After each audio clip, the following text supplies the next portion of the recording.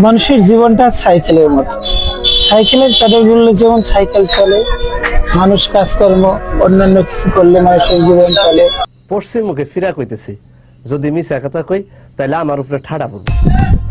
মানুষের জীবনে 20 বছর পর্যন্ত থাকে ইচ্ছা স্বাধীন। 20 বছর পর্যন্ত যে যা স্বাধীন মতো চলে, কেউ রিলেশন করে, কেউ এদিক ঘোরাফেরা করে, এক ওরা করে।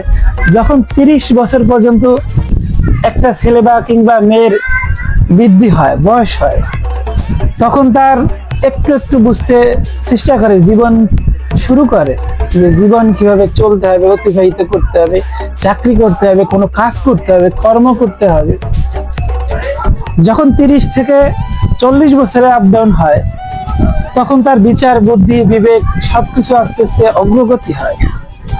তখন সে ভাবে যে কিভাবে ভবিষ্যৎ পরিকল্পনা করব, কিভাবে সামনের দিনগুলো আগাবো।